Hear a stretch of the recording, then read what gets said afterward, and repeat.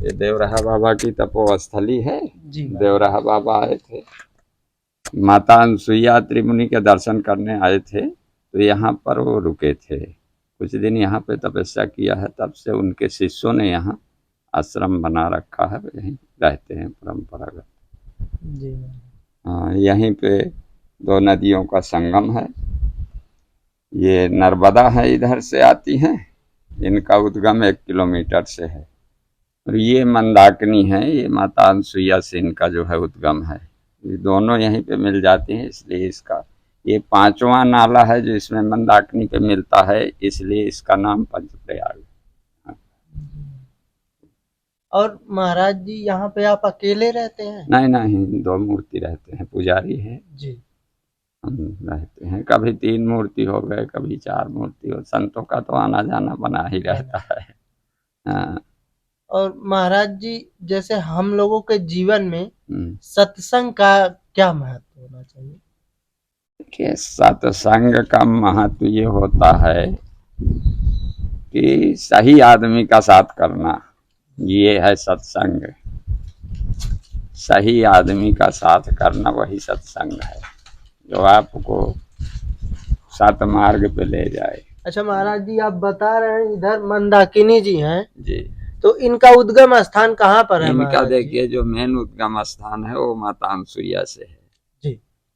और आगे आपको सूखी मिलेंगी, माता अनसुईया से कई धाराओं में वहां से निकल रही हैं। जी। आप एक खड़े हनुमान जी हैं, खड़े हनुमान जी से लेकर के प्राचीन मंदिर तक अनेक धाराओं में वहां से मंदाकिनी इस पर्वत से निकल रही है, इतनी इतनी मोटी मोटी धाराएं जो है, जी।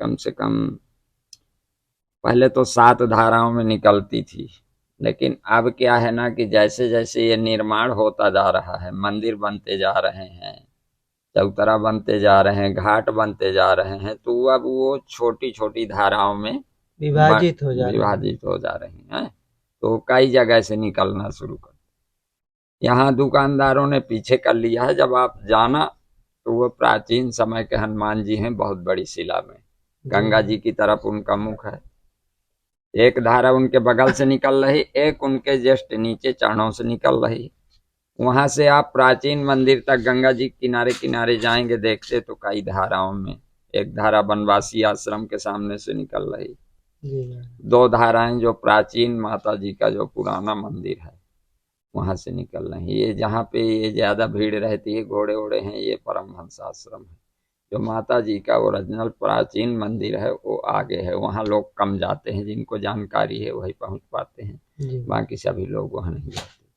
तो भीड़ देख करके यहीं घुसते हैं, समझ। आजकल क्या है, चमत्कार का नमस्कार है, ओरिजिनल चीज कोई नहीं देखना चाहता, जो माता जी का प्राचीन मंदिर है वो आगे है, सब थोड़ा सा इधर ही से देख के चले जाते हैं बस, जिनको जानकारी नहीं, और जानकारी बहुत से लोगों को नहीं है, नहीं जो है। यहाँ के लोकल होंगे। जी जी, और लोकल लोग तो सब वहीं जाते हैं। हाँ। देखिए, और जिनको जानकारी है वो वहाँ जरूर जाते हैं दर्शन करने, क्योंकि माता जी की ओरिजिनल मूर्ति, प्राचीन मंदिर, प्राचीन जगह वही। अच्छा महाराज जी, हम सब जब तक जिंदा हैं तब तक हम सब ये तेरा है, ये मेरा है, ये है, वो है, मोह माया, ये सब करते रहते, ये क्या है महाराज जी? देखिए, ये सब प्रभु की माया है, तुलसी बाबा ने रामायण में लिखा है। एक बार लक्ष्मण जी जो है भगवान से पूछ रहे थे इस चरित्र के बारे में, तो श्री राम जो है पंचवटी में लक्ष्मण जी से बता रहे थे कि गो गोचर जहां लग मन जाई, सो सब माया जानो भाई। लक्ष्मण से कह रहे हैं कि जहां तक आपका मन चला जाए वहां तक ये मेरी माया समझना, तो ये सब प्रभु की माया है। सुनिए, जब आदमी पैदा होता है तो बिल्कुल स्वच्छ रहता है, तुलसी बाबा एक किष्किंधा कांड में एक चौपाई लिखा है कि भूमि गिरे भा ढाबर पानी, जस जीव ही माया लपटानी।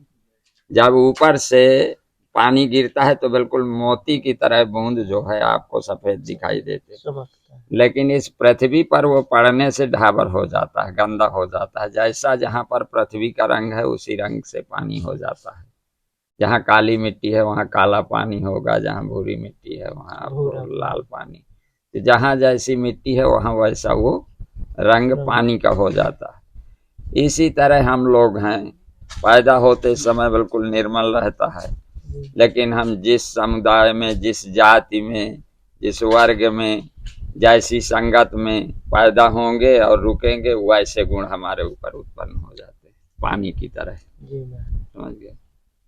जैसे पानी का कोई रंग नहीं होता, नहीं, पानी का एक ही रंग है, लेकिन जहाँ पर जैसी मिट्टी है उसी रंग का वो पानी हो जाता है। पानी एक ही तरह का गिरता है। लेकिन हम लोग जब पैदा होते हैं तो बिल्कुल निर्मल रहते हैं, लेकिन जैसे जिस जाति में, जिस समुदाय में, जिस संगत में पड़ गए, वही गुण हमारे ऊपर उत्पन्न हो जाता है। समझ गए? जी महाराज। बस यही है पृथ्वी की तरह पानी की तरह, जैसे पानी का रंग जहाँ पर पृथ्वी का रंग है उस बदल जाता है, वैसे हम लोग भी बदल जाते हैं। जी जी जी, जी। अच्छा महाराज जी, हम तो आपके साक्षात दर्शन कर रहे हैं, और जो भक्त दर्शन कर रहे हैं वो भी उतने ही पुण्य के भागी होंगे। जी जी, देखिए ऐसा है, संतों के दर्शन से आयु बढ़ती है, पुण्य प्राप्त होता है। प्रभु के दर्शन से ऐसा नहीं है, दरस परस मुख मत जन पाना, हरै पाप कह वेद पुराना, रामायण में लिखा हुआ है। तो दर्शन से और परस से, स्नान करने से, ये जो है गंगा जी में संतों के दर्शन करने से ऐसा नहीं पुण्य प्राप्त होता है, उसका फल प्राप्त होता है। ऐसे नहीं, चूतिया नहीं है संसार जो है, जो पैसा खर्चा करके उतनी दूर से आते हैं। नहीं महाराज जी, तो आप लोगों की ही देन है कि ये धारा अभी तक रुकी हुई है महाराज। देखिए, बहुत महापुरुष पड़े हुए हैं, हम तो एक बहुत छोटे संत हैं। एक से हमारे पुरुष हो गए हैं, भी एक से पड़े हुए हैं। और हम तो महान मूर्ख हैं, पढ़े लिखे भी नहीं हैं। समझ गए? हम तो गाय चराते थे बहुत दिन पहले, 20-25 साल की उम्र तक गाय चराए, गाय चराते चराते संत बन गए। तो इधर के हैं महाराज जी आप? हाँ, हमारा यहाँ से करीब 40-50 किलोमीटर दूर है जन्मभूमि। जी देखिए, ऐसा है, सब प्रभु की देन है हमारे ऊपर। प्रभु मेहरबान थे, गौओं की सेवा करते थे। तो महाराज जी, अचानक से आपके मन में क्या विचार आया कि आपने वैराग्य धारण? देखिए, अब इसके बारे में न पूछिए, जब कोई कारण होता है जी या कोई वैराग उत्पन्न होता है अपने आप, तब लोग संत बनते हैं। जी महाराज। अब उस विषय को हम नहीं बताना चाहते जी हैं। महाराज जी, कोई आपकी अनुमति जो हमारे असल में क्या है ना, कि हमारा एक बड़ा भाई था, एक छोटा भाई था, दोनों दारू पीते थे। जी महाराज। और हम उनको एक बार बड़े को भी मारा, एक बार छोटे को, लेकिन किसी तरह से वो सुधरे नहीं, तो हम घर छोड़ करके चले आए।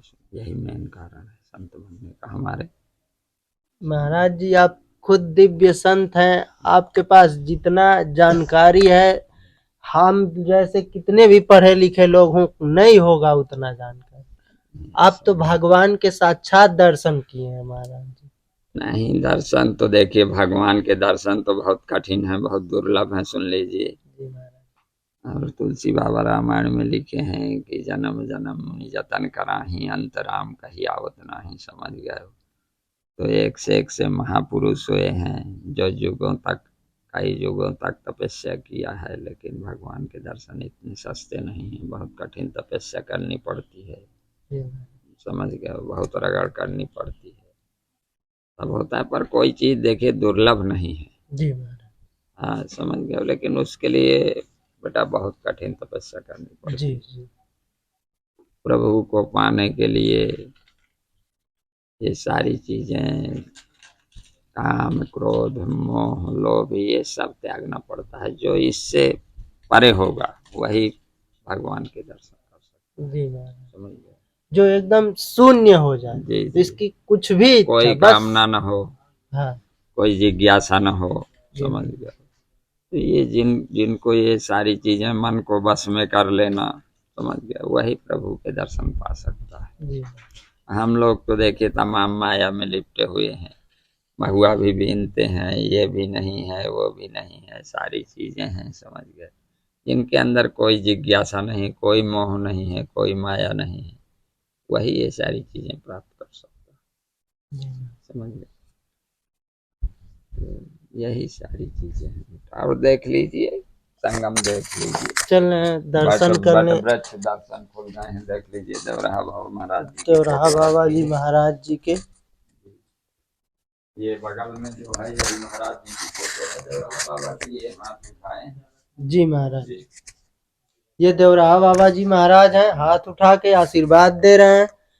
ये दुर्गा जी का फोटो है, ये बजरंगबली ठाकुर जी विराजमान है यहाँ पर। साथियों आप सब देख सकते हैं, आशीर्वाद दे रहे हैं, आपको पंजा जी महाराज जी का आशीर्वाद है। जय देवराहा बाबा, जय ठाकुर जी, जय बजरंगबली। साथियों इधर आप देख सकते हैं जो बट वृक्ष है जी ये महाराज, सब इसी के पावे हैं। ये जो है ये चारों तरफ ये जो है ये सब ऊपर से ये पावा नीचे को आते हैं। जी महाराज, इसी के नीचे जो है देवराहा बाबा कुछ दिन तपस्या किया था। अब तो देखिए पक्के मकानों में सब रहते हैं। ये बट वृक्ष है, ये सब उसी से ऊपर से ये नीचे अच्छा ये सभी ये सब इसकी शाखाएं थी, अब जी। जड़ का रूप ले चुकी जी। हैं। जी साथियों आप देख सकते हैं, और महाराज जी जैसा कि बता रहे हैं हम लोगों को कि इसी के नीचे बैठकर देवराहा बाबा तपस्या करते थे। जितने भी टाइम यहाँ पर थे वो इसी के नीचे बैठ के थे। और आप देख सकते हैं ये पूरा जड़ का रूप ले लिया है। जी, ये भी है, ये भी जड़ उसी के ये भी ऊपर उसका से जड़ ही है। ये है, चारों तरफ से। यहीं पे संगम है अच्छा यहीं पे जी। ये नर्मदा है, सती नर्मदा जो है यहाँ पे तपस्या करती थी इसके किनारे पर। जी महाराज, और ये मंदाकिनी है, दोनों का यहाँ पे आगे संगम है।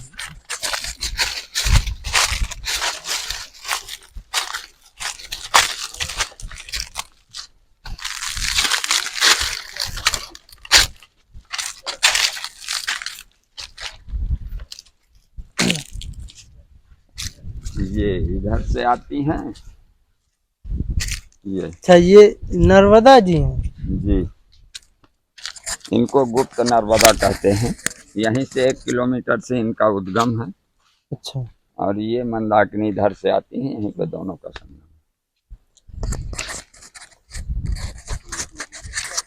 साथियों देख सकते हैं आप यहाँ पर नर्मदा जी आई हैं और इधर से मंदाकिनी जी, और यहीं पे महाराज जी बता रहे हैं यही संगम स्थान है इन दोनों नदियों का। आप देख सकते हैं कितना स्वच्छ पानी है, और यहाँ पर काफी गहरी दिख रही है नदी। यहाँ पहले बहुत संत रहते थे। देखिए एक कुटी ये बनी हुई है, इस चौतरे में कुछ लिखा है, कितने सन का ये बना हुआ है जी। ये देखिए यहाँ पे कुछ लेख है, देखिए कब का ये बना हुआ है। ये लिखा है 1968 का ये बना हुआ है। ये क्या कुछ नंबर 24 और बीच का साथियों हम नहीं समझ पा रहे हैं, लेकिन ईयर 1968। ये बहुत ही डेथ ईयर लिखा है, 126 साल के जो भी महाराज जी यहाँ पे रह रहे होंगे उनकी यहाँ पे समाधि है दोस्तों। एकदम मंदाकिनी नदी के तट पर ही महाराज जी रहकर तपस्या करते थे जी। यही बट वृक्ष के नीचे यहाँ शंकर जी भी विराजमान है। इस बट वृक्ष के बीच में आप देख सकते हैं शंकर जी भी विराजमान है।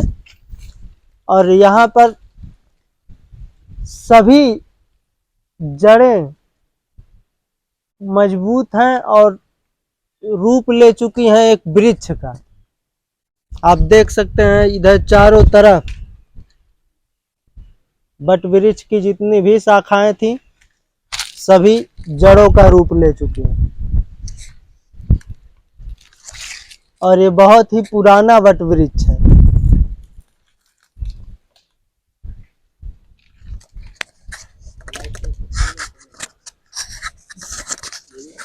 साथियों यदि आप चैनल पे नए हो तो चैनल को लाइक शेयर सब्सक्राइब जरूर करें और कमेंट करना ना भूलिए। महाराज जी आप भक्तों को आशीर्वाद दे दीजिए और